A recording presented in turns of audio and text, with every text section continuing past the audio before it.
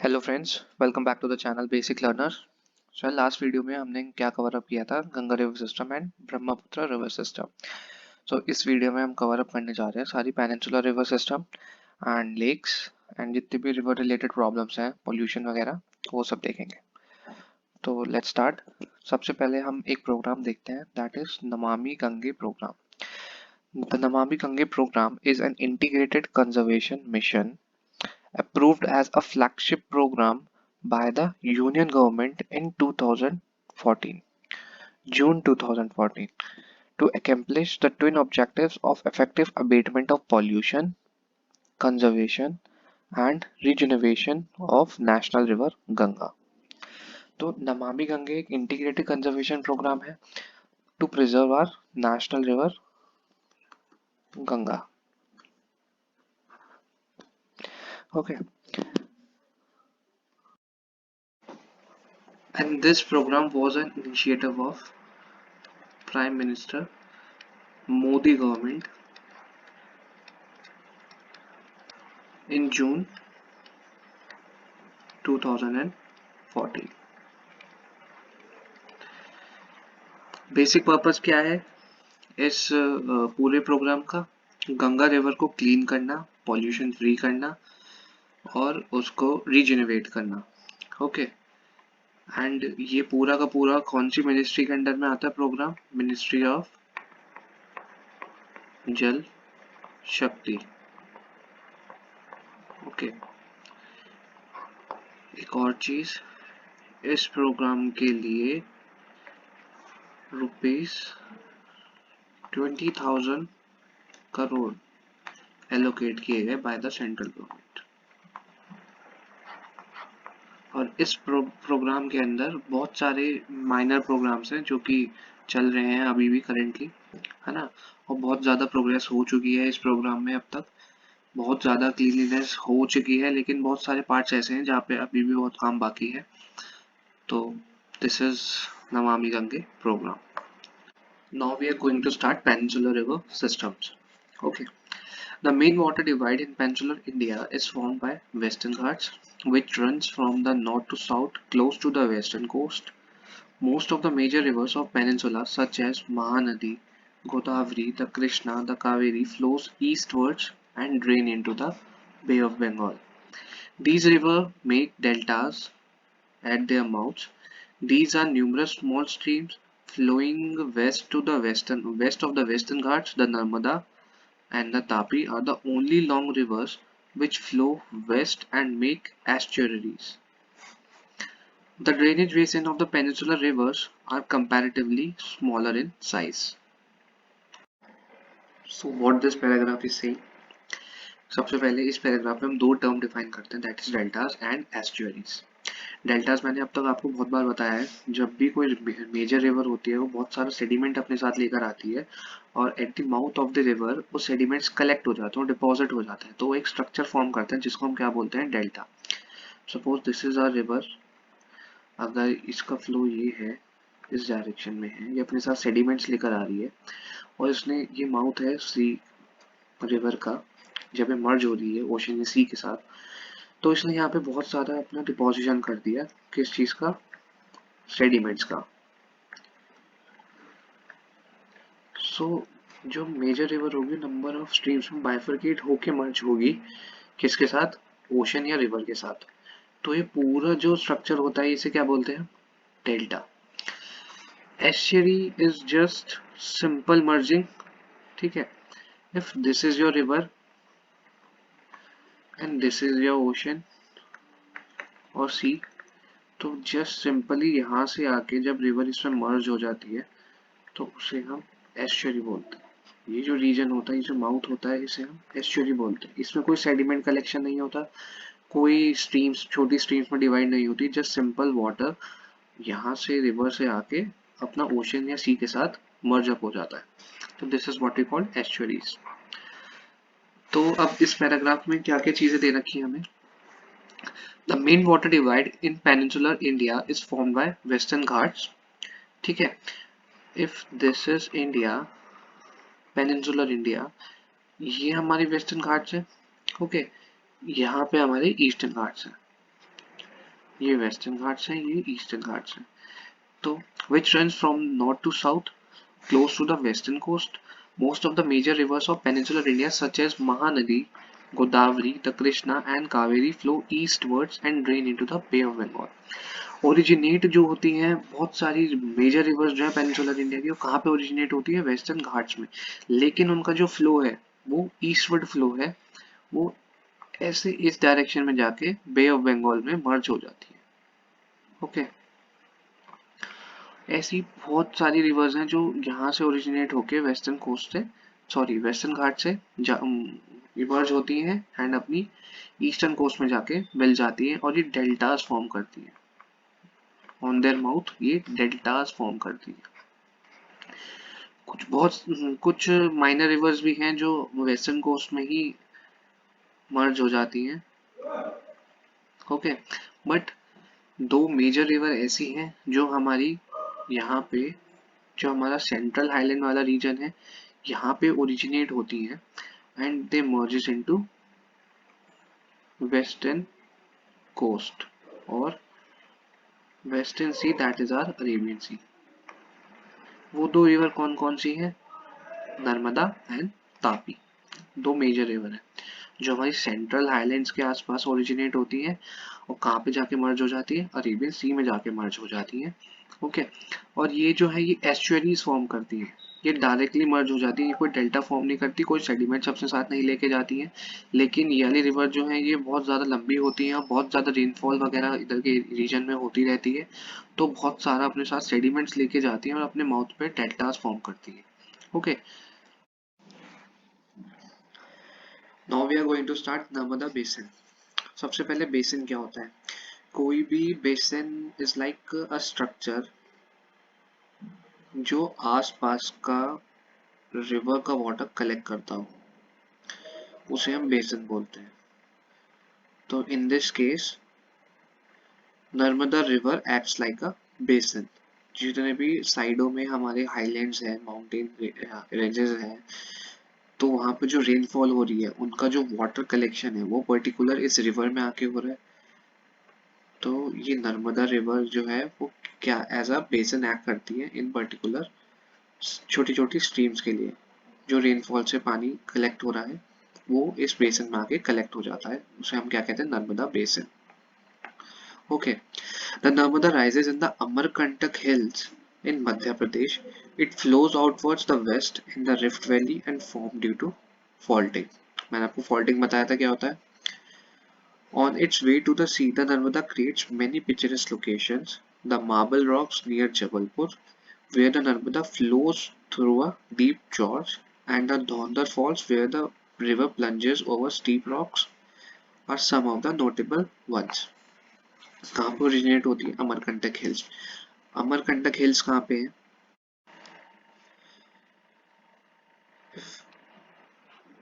This is India.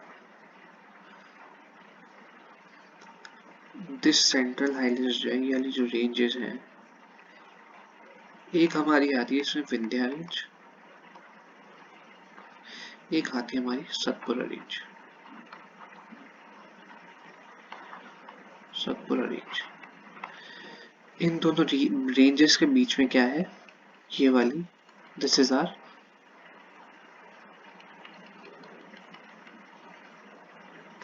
Rift valley. यही वो rift valley है जहाँ पे हमारी नर्मदा रिवर फ्लो होती है और वेस्ट की तरफ फ्लो होती है एंड यहाँ से जाके ये कहाँ पे मर्ज हो जाती है? अरेबियन सी के साथ। अब हमारा अमरकंटक हिल्स कहाँ पे है? अमरकंटक हिल्स हमारा सतपुरा रेंज में, जो ईस्टर्न मोस्ट पॉइंट है सतपुरा रेंज का, वहां पे हमारा क्या पड़ता है? अमरकंटक हिल्स। यहाँ पे जितनी भी रेनफॉल होती है उसका वाटर जो है वो इस पर्टिकुलर रिफ्ट वैली में कलेक्ट होता रहता है और यहाँ से हमारी इनिशिएट होती है क्या? नर्मदा रिवर। ठीक है, फिर यहाँ से ये अपना वेस्टवर्ड मूवमेंट शुरू करती है और कहाँ पे पहुंचती है? जबलपुर की साइड, जहाँ पे मार्बल रॉक्स को काटती हुई जॉर्ज बनाती हुई निकलती है। और एक एरिया आता है धौदर, वहां पे एक अपना वाटरफॉल बनाती है जिसका नाम है दौदर fall. Okay, and then it merges with Arabian sea. Simple सा था, ठीक है। अब हम आगे चलते हैं। All tributaries of Narmada are very short and most of these join the main stream at right angles.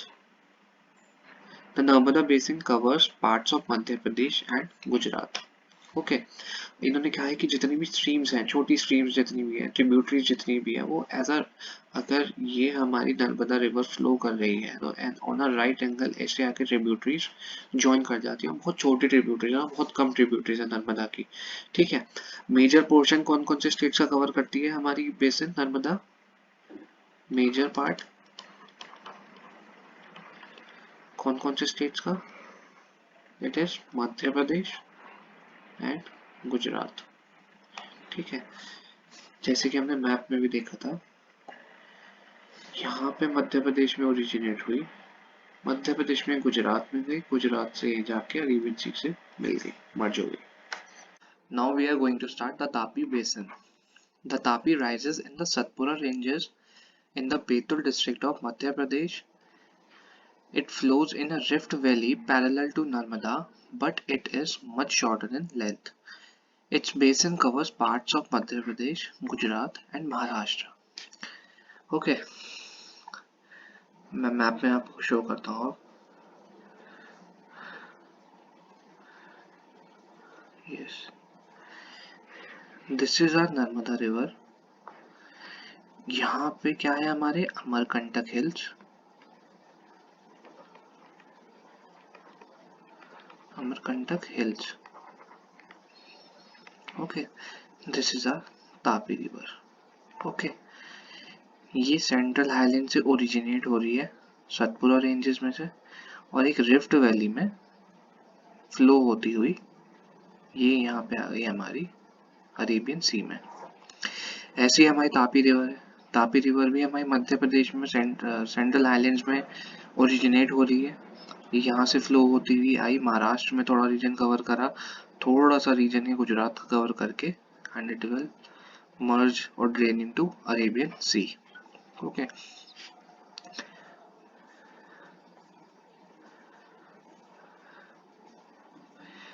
now the coastal plains between Western Ghats and the Arabian Sea are very narrow, hence the coastal rivers are very short. Coastal planes जितने भी हैं हमारे western side में, western coast जो है वो बहुत ज़्यादा नैरो है, जिसकी वजह से जो हमारी कोस्टल रिवर्स हैं जो वेस्टर्न घाट्स में से ओरिजिनेट होती हैं और वेस्ट में ही जा रही हैं, दैट इज अरेबियन सी में जाकर ड्रेन हो रही हैं, वो बहुत ही ज़्यादा छोटी हैं। Hence the coastal rivers are short. The main west flowing rivers are Sabarmati, Mahi, Bharathapuzha and Periyar. Sabarmati कहाँ से होती है हमारी स्टार्ट? ये कवर करती है हमारा राजस्थान एंड गुजरात, और फिर ड्रेन हो जाती है अरेबियन सी में। माही हमारी मध्य प्रदेश में ही ओरिजिनेट होती है, then it covers little bit portion of Rajasthan, then Gujarat, and then drains into Arabian sea, Arabian sea. And Bharathapuzha हमारी ये तमिलनाडु एंड केरला में होती है इसका बेसन, एंड पेरियार का भी मेजरली केरला। ओके, एंड ये सारी की सारी अरेबियन सी में जाके मर्ज हो जाती हैं। Okay, now comes our Godavari basin. ये बहुत इंपॉर्टेंट है और बहुत बड़ी रिवर है, पेनिनसुलर इंडिया की सबसे बड़ी रिवर है। The Godavari is the largest peninsular river. Okay, it rises from the slopes of western ghats in the Nasik district of Maharashtra. Nasik district of Maharashtra, western Ghats के नासिक डिस्ट्रिक्ट में ये ओरिजिनेट होती है। Its length is about 1500 kilometres. It drains into the bay of Bengal. Okay, कहाँ पे drain होती है? बे of Bengal में। ओरिजिनेट कहाँ से होती है? वेस्टर्न घाट्स में। कहाँ पे? Nashik district of Maharashtra. It's drainage basin is also the largest among the peninsular river.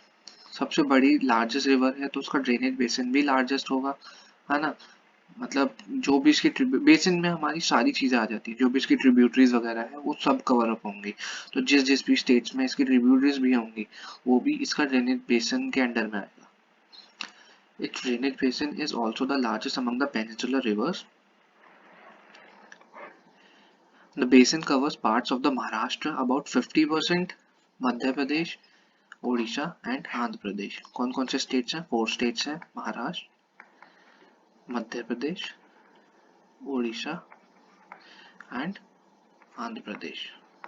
Okay, the Godavari is joined by a number of tributaries such as Purna, Vardha, Pranhita, Manjra, Wainganga and Penganga. 5 tributary कौन कौन सी? पूर्ण, वर्धा, प्राणहिता, मांजरा, Wainganga and Penganga. पांचों important है, पांचों याद होनी चाहिए हमारे, ठीक है। The last 3 tributaries are very large because of its length and the area is covered. It is also known as Dakshin Ganga. South की पेनिनसुला की सबसे बड़ी रिवर है, इसलिए इसको दक्षिण गंगा भी बोला जाता है। ओके, सो एक बार हम इसे मैप पे देख लेते हैं।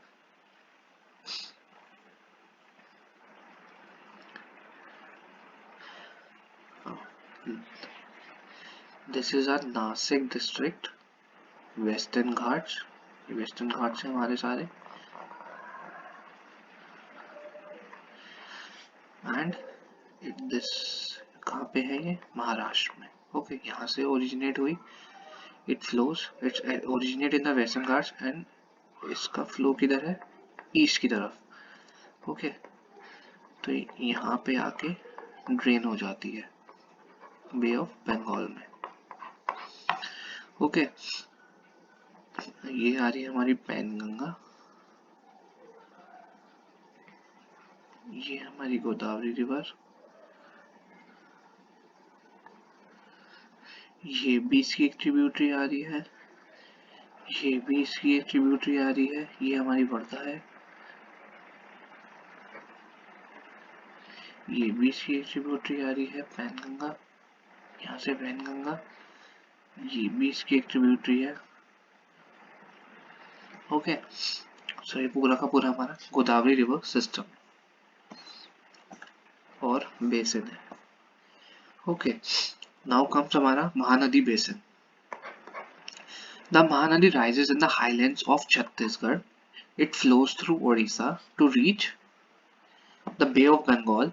The length of the river is about 860 km. 860 km. Its drainage basin is shared by Maharashtra, Chhattisgarh, Jharkhand and Orissa. आपको ना ड्रेनेज बेसिन पता होना चाहिए कौन कौन से स्टेट्स शेयर करते हैं इसका, हर रिवर का। तो Maharashtra, then Chhattisgarh, then Jharkhand and then Orissa. ये किसका ड्रेनेज बेसिन है? महानदी का। ओके, इसे डीबा मैप पे देख लेते हैं, कहाँ पे ओरिजिनेट होती है? Highlands of Chhattisgarh. ओके, इसको देखते हैं एक बार मैप पे। Now this is our Mahanadi. ये छत्तीसगढ़ है हमारा पूरा रीजन, ठीक है। यहाँ पे सेंट्रल आइलैंड्स ऑफ छत्तीसगढ़ में ओरिजिनेट हो रही है and it flows towards the east, ठीक है। और ये फिर बे ऑफ बंगाल में जाके डेल्टा फॉर्म कर रही है और बे ऑफ बंगाल में जाके ड्रेन हो जा रही है। और यहाँ पे ओडिशा आ रहा है, ओडिशा में ये एक लेक फॉर्म करती है जिसका नाम है Chilika lake.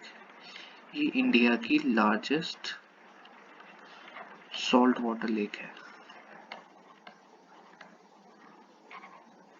Okay, it is Chilika lake. कहाँ पे है? ओडिशा में। Okay,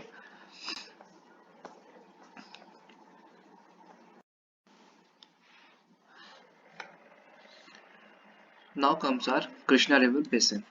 Rising from a spring near Mahabaleshwar, the Krishna flows from about 1400 kilometers and reaches the Bay of Bengal. कहाँ पे राइज होता है? महाबालेश्वर में, ठीक है। महाबालेश्वर महाराष्ट्र में पुणे के पास एक जगह है, ठीक है। वहां पे राइज होती है। The Krishna flows about 1400 kilometre की उसकी लेंथ है and reaches the bay of Bengal, ठीक है। The Tungabhadra, the Koyna, the Ghataprabha, the Musi and the Bhima are some of its tributaries. तो कौन कौन सी ट्रिब्यूटरीज हो गई? The Tungabhadra, the Koyna, the Ghataprabha, the Musi and the Bhima. किसकी? कृष्णा रिवर की। Okay. Its drainage basin is shared by Maharashtra, Karnataka and Andhra Pradesh. Her river का एक तो ओरिजिन पॉइंट, ठीक है, उसका ड्रेनेज बेसिन मतलब कौन कौन से स्टेट शेयर करते हैं उसके रिवर का वाटर, ठीक है। That is Maharashtra, Karnataka, Andhra Pradesh for Krishna river and उसकी ट्रिब्यूटरीज। ये तीनों चीजें बहुत ज्यादा इंपॉर्टेंट है, इन चीजों पर बहुत ज्यादा ध्यान देना। ओके। इसको मैं आपको मैप पे दोनों को एक साथ दिखाता हूँ, कृष्णा और कावेरी को। पहले कावेरी पढ़ लेते हैं। Kaveri basin, the Kaveri rises in the Brahmagiri range of the Western Ghats and it reaches the Bay of Bengal in the south of Cuddalore in Tamil Nadu. कहाँ पे राइज होती है? Brahmagiri range of western Ghats and it reaches bay of Bengal in the south of Cuddalore in Tamil Nadu. The total length of the river is 760 km. Its main tributaries are Amravati, Bhavani, Hemavati and Kabini. Its basin drains parts of Karnataka, Kerala and Tamil Nadu. Okay. कहाँ पे initiate होती है, कहाँ पे originate होती है? Brahmagiri range of western Ghats. कहाँ पे मर्ज होती है बे ऑफ बंगाल से? तमिलनाडु में, ठीक है। लेंथ कितनी है? 760 किलोमीटर। ट्रिब्यूटरीज कौन कौन सी है? Amaravati, Bhavani, Hemavati and Kabini. Its drainage कौन कौन से पार्ट्स ड्रेन करती है? कर्नाटका के, केरला के एंड तमिलनाडु। ओके। तो अब हम रिवर कृष्णा और रिवर कावेरी का कोर्स देख लेते हैं एक बार मैप पे, कहाँ कहाँ पे है। ये है हमारी रिवर कृष्णा, ये है हमारी रिवर कावेरी। ये इसका ओरिजिनेटिंग पॉइंट है, ये इसका ओरिजिनेटिंग पॉइंट है वेस्टर्न घाट्स में। ये कहाँ से हो रही थी? महाबलेश्वर से।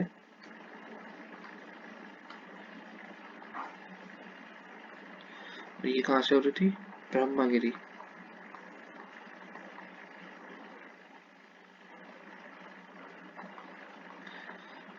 ओके।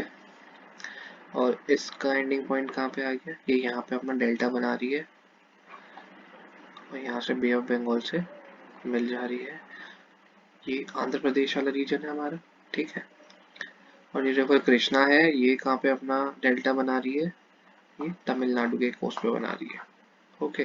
और किससे मिल जा रही है? बे ऑफ बंगाल से मर्ज हो जा रही है। ओके। तो ये दोनों का कोर्स था, इनिशियल स्टार्टिंग पॉइंट एंड ये इनका एंडिंग पॉइंट। इसका भी इनिशियल स्टार्टिंग पॉइंट और ये इसका एंडिंग पॉइंट। और एक तुंगभद्रा आ रही है। तुंगभद्रा किसकी ट्रिब्यूटरी थी? कृष्णा रिवर की। ओके। वैसे बेसिकली आपको रिवर्स की जो ट्रिब्यूटरीज है उनके नाम याद होने चाहिए, वो कहाँ से स्टार्ट हो रही है, कहाँ से ओरिजिन हो रहा है, कहाँ पे एंड हो रही है या कहाँ पे मर्ज हो रही है, वो इतना ज़्यादा इंपॉर्टेंट नहीं है, ठीक है। बट लेकिन कौन कौन सी ट्रिब्यूटरी किस रिवर की है वो आपको पक्का पता होना चाहिए। Okay. Now some more facts about river Kaveri. The river Kaveri makes the second biggest waterfall in India. Second biggest waterfall बनाती है, ठीक है, जिसका नाम क्या है? Shivasamudram falls. Shivasamudram falls. The hydroelectric power generated from the falls is supplied to Mysore, Bangalore and Kolar Gold Field. जो इस पर्टिकुलर वाटरफॉल से हाइड्रो इलेक्ट्रिसिटी बनाई जाती है वो किस किस जगहों पे सप्लाई की जाती है? मैसूर, बेंगलुरु एंड कोलर गोल्डफील्ड्स, ठीक है। मेजरली कर्नाटका के रीजन है। ओके। कर्नाटका के रीजन है।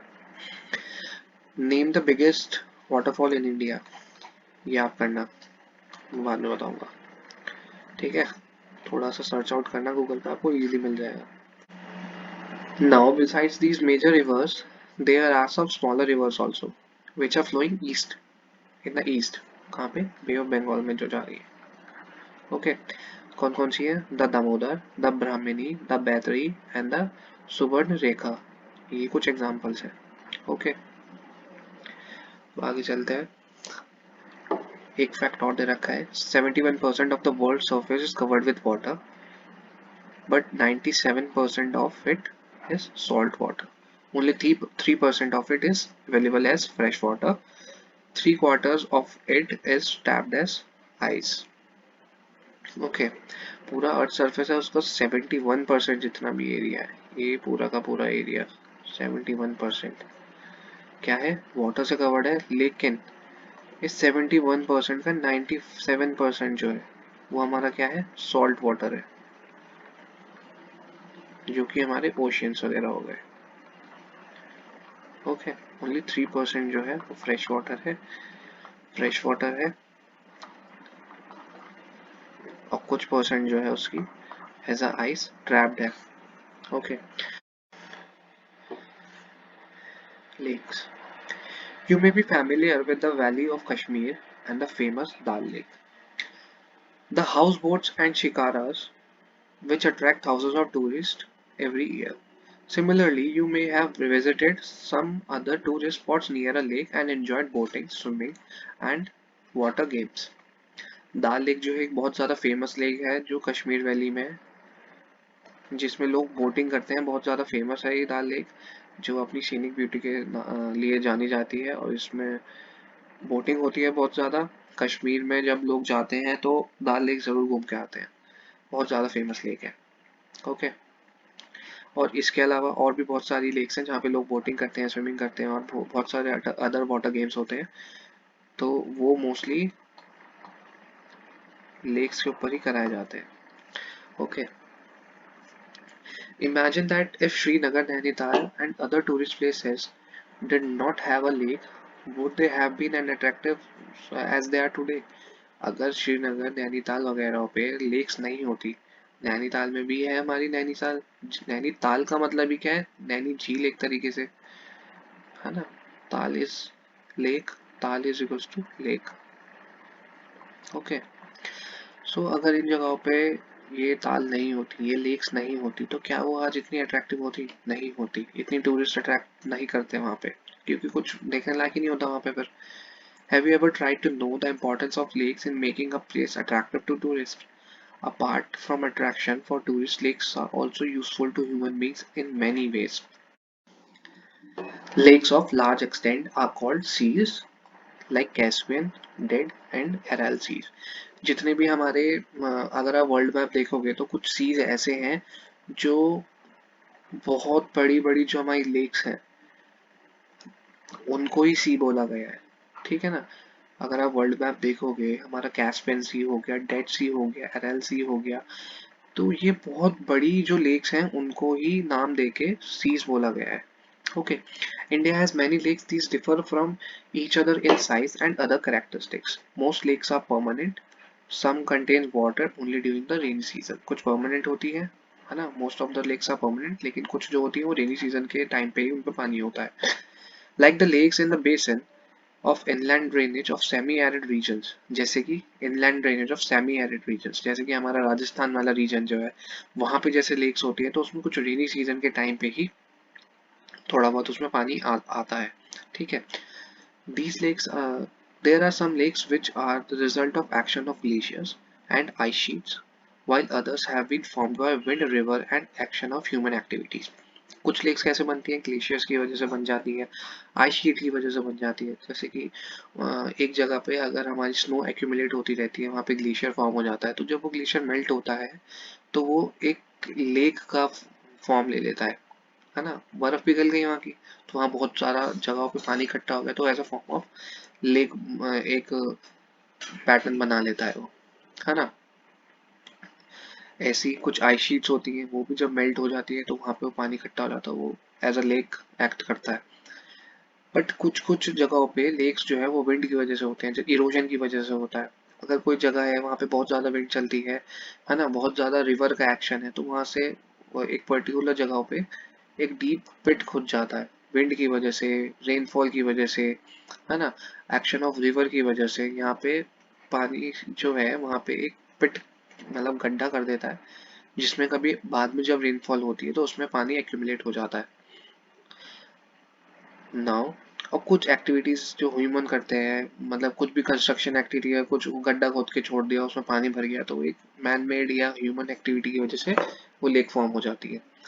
A meandering river across a floodplain forms cutoffs that later developed into oxbow lake। मैंने आपको बताया था एक meandering river ये होती है रेनी सीजन में अगर वो फुल चल रही है और ड्यू प्रोसेस ऑफ टाइम, जैसे जैसे टाइम आगे बढ़ता है, रेनी सीजन खत्म हुआ सपोज टू बी और रिवर ने अपना कोर्स चेंज कर दिया, तो अगर उसने अपना कोर्स चेंज करके कहीं बीच में से कनेक्ट हो गई, सपोज टू बी यहाँ से उसने अपना कोर्स काट के यहाँ पे ज्वाइन कर दिया, यहाँ से आ रही थी यूं, यहाँ से निकल के यहाँ ज्वाइन कर दिया, तो ये वाला जो रीजन रहेगा हमारा, ये एक ऑक्सबो लेक हो जाएगा।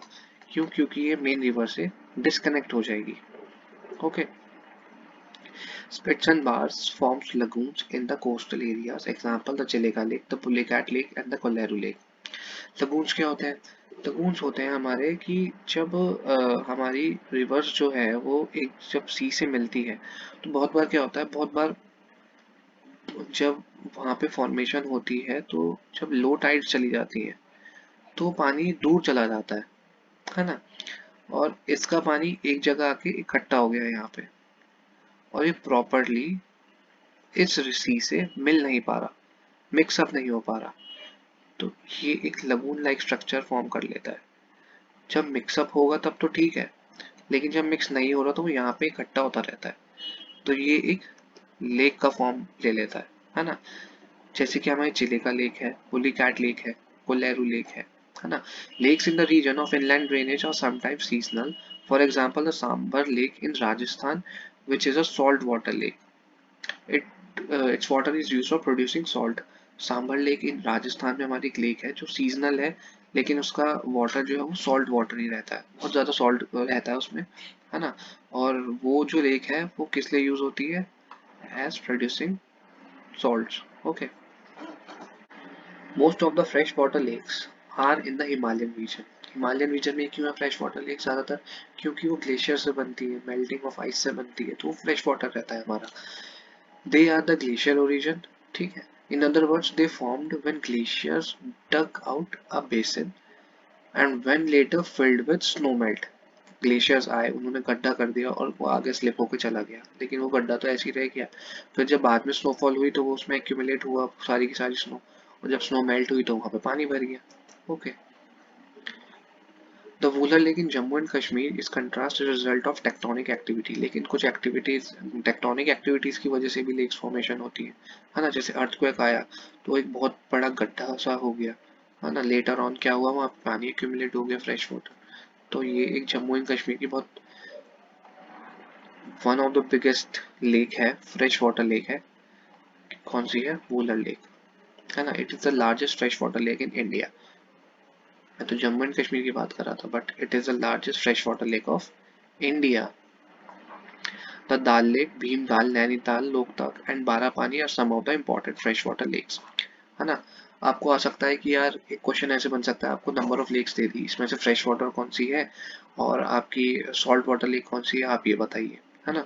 लेगून वाली कौन सी है, जो सी और रिवर के माउथ पे बनती है लेक्स, वो कौन सी है ये बताइए, है ना। इस टाइप के क्वेश्चंस पूछे जाते हैं एग्जाम्स में, एमसीक्यूज में। ओके। तो ये आप याद रखना, Dal lake, Bhimtal, Nainital, Loktak and Barapani are freshwater lakes, including Wooler Lake. Sambhar Lake is a saltwater lake. Chilika, Pulicat, Kolleru is also a saltwater lake and also a lagoon. है ना? Apart from natural lakes, the damming of rivers for the generation of tidal power has also led to the formation of lakes such as Guru Gobind Sagar, Bhakra Nangal Dam. Okay. अब lakes कुछ man made है जो कि ऐसे ऐसे जो हमारे dam के प्रोजेक्ट्स होते हैं, जो हाइडल पावर प्रोजेक्ट्स होते हैं, जो इलेक्ट्रिसिटी प्रोडक्शन के लिए हमारे प्रोजेक्ट्स यूज होते हैं, तो उनके लिए एक रिजर्वर बनाया जाता है, तो वो एक reservoir as a lake act करता है ना। जैसे कि इसका एग्जांपल देखा है गुरु गोबिंद सागर डैम। ओके। कौन सा? इसका एक और नाम है भाखड़ा नागर डैम, है ना। आपके लिए क्वेश्चन है इसमें, ये कौन सी रिवर पे है, ओके, और कौन से स्टेट में है। मैं नेक्स्ट क्लास में बताऊंगा, लेकिन तब तक आप सर्च करके रखना। Okay, lake are of great value to human beings. A lake helps to regulate the flow of a river. ठीक है, अब इंपॉर्टेंस आ गई लेक्स की। Helps to regulate the flow of a river. During heavy rains it prevents flooding, है ना, and during dry season it also maintains the even flow of water. Lakes can also be used for developing hydel power. They moderate the climate of the surroundings, maintain the aquatic system, ecosystem, enhance natural beauty, help develop tourism and provide recreation. कितने सारे uses आ गए, importance कितनी आ गई lakes की। पहली क्या थी कि रिवर का फ्लो मेंटेन करके रखता है, फ्लड हो जाती है तो उस टाइम पे प्रिवेंट करता है फ्लडिंग, है ना। ड्राई सीजन में क्या होता है, लोगों को पानी पहुंचाता है। लेक का पानी काम आता है अगर ड्राई सीजन आ गया एकदम से तो, है ना। एक इवन फ्लो बना रहता है रिवर्स में, है ना। Developing hydel power, hydro electricity, जितने भी कंस्ट्रक्शन होती है डैम्स वगैरह वहाँ पे काम आता है इसका पानी, है ना। दे मॉडरेट क्लाइमेट सराउंडिंग, जितना भी वहाँ का आसपास का जो भी इन्वायरमेंट होता है उसको मेंटेन करके रखता है। एक्वेटिक इकोसिस्टम को मेंटेन करके रखता है, एक नेचुरल ब्यूटी को बना के रखता है वहाँ की, है ना, और टूरिस्ट को अट्रैक्ट करता है वहाँ के। ठीक है ना, तो ये इसकी इंपॉर्टेंस हो गई, कुछ यूजेस हो गए लेक्स के। अब क्या आता है, role of river in the economy. Economy में क्या रोल है अब रिवर्स का। Rivers have been of fundamental importance throughout the human history. Water from rivers is a basic natural resource. एक basic natural resource है, essential for various human activities. Therefore, river banks have attracted settlers from ancient times. These settlements have now become big cities. Make a list of cities in your state which are located on the bank of river. ये आप करना. Using rivers for irrigation, navigation, hydropower generation is of special significance, particularly to a country like India, where agriculture is a major source of livelihood of majority of its population. अब economy में कैसे है, simple सी बात है यार, क्यों river की side पे ह्यूमन सेटलमेंट ज़्यादा होता है। इकोनॉमी में ट्रांसपोर्ट में हेल्प करती है ना, फिशिंग में हेल्प करती है, लोगों की फिशिंग में हेल्प करती है, इरिगेशन में उसका पानी यूज़ किया जा सकता है ना, इलेक्ट्रिसिटी प्रोड्यूस करने के लिए इसका पानी यूज़ होता है ना। कितने सारी इंपॉर्टेंस है, ये सारी की सारी इकोनॉमी से तो लिंक्ड है कहीं ना कहीं से, नेविगेशन के लिए यूज़ किया जाता है ना। So these are the roles of river in the economy. Now comes our river pollution.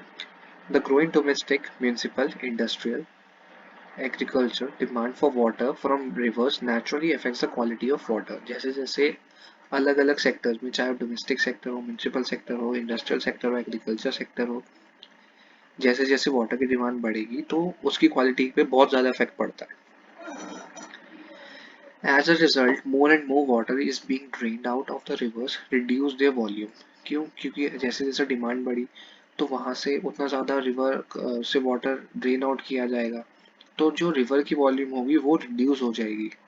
Okay, on the other hand, a heavy load of untreated sewage and industrial effluents are emptied into the river. बहुत ज़्यादा untreated sewage water जो होता है, जितनी भी gutter वगैरह का पानी होता है, और इंडस्ट्रियल वाटर जो होता है जो केमिकल्स से मिक्स्ड रहते हैं जिसमें, वो सारा का सारा ना बहुत जगहों पे रिवर्स के साथ मिक्सअप कर दिया जाता है, रिवर्स में छोड़ दिया जाता है, जिसकी वजह से रिवर बहुत ज़्यादा पॉल्यूट होती है। This affects not only the quality of water but also the self cleansing capacity of the river.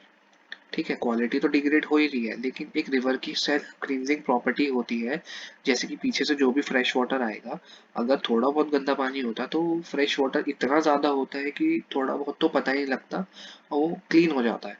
लेकिन अब जब लार्ज अमाउंट ऑफ वाटर हमारा पॉल्यूट हो चुका है तो पीछे से अगर कोई फ्रेश वाटर आएगा भी तो वो भी पॉल्यूट हो जाएगा, तो उसकी सेल्फ क्लींजिंग प्रॉपर्टी भी खत्म होती रहती है, कैपेसिटी भी खत्म होती रहती है। For example, given the adequate stream flow, the Ganga water is able to dilute and assimilate pollution loads within 20 kilometre of large city.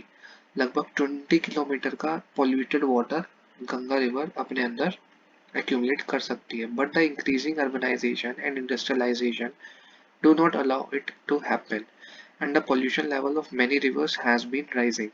But जैसे जैसे इंडस्ट्रीज राइज कर रही है, अर्बनाइजेशन राइज हो रहा है, ठीक है, अर्बन सेंटर्स राइज होते जा रहे हैं, उस वजह से जो पॉल्यूशन लेवल है वो बढ़ता जा रहा है, जिसकी वजह से जो सेल्फ क्लींजिंग कैपेसिटी है हर रिवर की वो खत्म होती जा रही है.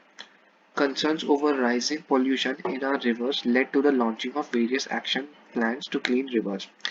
इन्हीं रीजंस की वजह से बहुत सारे हमारे एक्शन प्लान्स चल रहे हैं. जैसे हमने नमामि गंगे प्रोग्राम पढ़ा था, वो गंगा रिवर को क्लीन करने के लिए. ऐसे ही बहुत सारे प्रोजेक्ट्स चल रहे हैं. Have you heard about such action plans? How does your health get affected by polluted river water? Obviously अगर रिवर वाटर पॉल्यूटेड है और वो लोग कंज्यूम करेंगे तो उनकी हेल्थ बैडली अफेक्ट करेगी. Think about life of human beings without fresh water. Arrange a debate on this topic in the class. ये आप कीजिएगा. और सीरियसली अगर पानी की जो क्वालिटी है वो डिग्रेड होती चली जाएगी, फ्रेश वाटर की अवेलेबिलिटी नहीं होगी, तो लोग पियेंगे क्या? लोगों के पास तो water is the basic source of livelihood ना. लाइफ की एक बेसिक सोर्स है अगर पानी, तो सबसे ज्यादा नीडेड होता है. खाने के बिना आप रह सकते हो, लेकिन पानी के बिना तो आप बिल्कुल भी नहीं रह सकते. तो अगर फ्रेश वाटर की सोर्सेज ही खत्म हो जाएंगी और हम अपने कामों की वजह से रिवर्स पोल्यूट करते रहेंगे तो बहुत बड़ी प्रॉब्लम है ना ये तो इस चीज को बहुत ज्यादा नोटिस करना चाहिए, बहुत ज्यादा ध्यान रखना चाहिए, और जितना कम से कम पोल्यूशन हो सके आपको वो करना चाहिए. मैं तो कहूँगा बिल्कुल भी नहीं करना चाहिए. और वाटर की वेस्टेज सबसे ज्यादा होती है इंडिया में, वो सबसे ज्यादा रिड्यूस कर देनी चाहिए. आप इंडिविजुअल लेवल पे वाटर की वेस्टेज कम करो, वाटर के पोल्यूशन को लेवल को कम करो. मल्टीपल इंडिविजुअल्स खुद इनिशिएटिव लेंगे, आगे आएंगे हर लोग. लेकिन आप अपने लेवल पे तो एटलीस्ट करो. आप अपनी फैमिलीज को तो समझाओ. आप अपने लेवल पे 5 लोगों को बताओगे तो जो दूसरा बंदा है वो भी अपने लेवल पे 5 बंदों को बताएगा. तो ऐसे पॉल्यूशन कम किया जा सकता है ना. So this is it for this chapter. एक चीज और पढ़ लेते हैं, national river conservation plan. Okay, national river conservation plan क्या है? The river cleansing programme in the country was initiated with the launching of the Ganga Action Plan. Ganga Action Plan एक release किया था 1985 में. The Ganga Action Plan was expanded to cover other rivers under the National River Conservation Plan NRCP in the year 1995. सबसे पहले 1985 में Ganga action plan करा गया कि गंगा को क्लीन किया जाए. उसके बाद national river conservation plan launch किया गया इसी के अंडर में 1995 में, जिसके अंदर और भी दूसरी रिवर्स को इंक्लूड किया गया. The objective of the NRCP is to improve the water quality of the rivers which are major water sources in the country. जितने भी important major rivers हैं उनको वो उनके वाटर को साफ किया जाए, ठीक है, उनके वो इम्प्रूव किया जाए उनके वाटर क्वालिटी को. Through the implementation of pollution abatement work, ठीक है, पॉल्यूशन को कम से कम करने के हिसाब से वो चीज़ की जाए. मतलब पॉल्यूशन को आप रिड्यूस करते रहो तो वाटर की क्वालिटी अपने आप बढ़ती चली जाएगी. Okay, sorry. So this is it. ये चैप्टर यहीं ख़त्म होता है. तो हम आपको अब नेक्स्ट चैप्टर में मिलेंगे. नेक्स्ट वीडियो में नेक्स्ट चैप्टर स्टार्ट करते हैं, है ना. जैसा मैं बोलता हूँ आपको हमेशा, आप प्लीज़ प्लीज़ प्लीज़ ये चैप्टर इस वीडियो को देखने के बाद अपनी एनसीईआरटी बुक में से ज़रूर पढ़ें. जो चीज़ समझ में नहीं आती वो आप मेरे को कमेंट सेक्शन में बताइए, और चैनल को सब्सक्राइब कीजिएगा. वीडियो को जितने ज़्यादा स्टूडेंट्स से आप शेयर कर सकते हैं उतने ज़्यादा स्टूडेंट्स को आप शेयर कीजिएगा, so that number of students की हेल्प हो सके. ओके, आई होप आपको समझ में आ रहा हो. तो नेक्स्ट वीडियो मिलते हैं. Thank you so much.